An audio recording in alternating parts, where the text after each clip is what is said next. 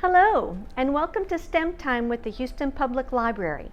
I'm Miss Crystal, and today we'll be doing an experiment called straw versus potato.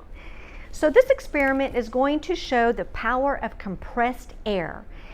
So it sounds like a magic trick, but it's actually going to show how compressed air can pierce a potato.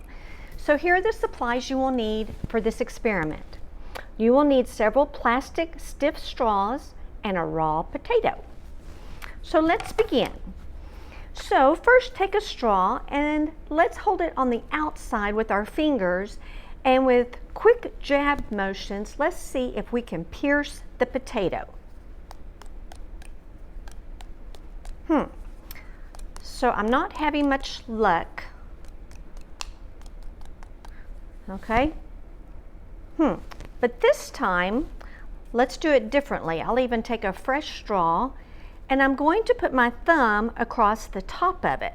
Let's see if that makes a difference. Whoa, that is so cool. Let's try again. Oops, not so much that time. That one didn't work. Let's try this one. Yes, my green straw must be tired. What about this one? Yeah, those are nice stiff straws, and they pierce the potato. Isn't that cool? So here's what we did.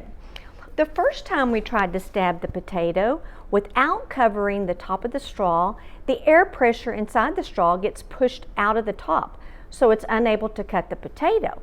But when we cover the top of the straw with our thumb, the air inside the straw becomes compressed or squeezed into a small space when we stab the potato. The compressed air pushes against the inside walls of the straw, making it stronger and able to pierce the potato. Isn't that amazing? The power of air pressure at work, even though it's not visible to the human eye. And the great thing about this is you can expand on this experiment and try the same process, maybe using different foods or different kinds of straws made of other materials.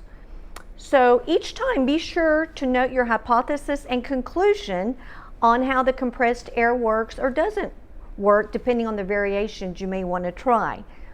For some reason, this experiment has made me hungry for mashed potatoes. I think I'll go enjoy some now.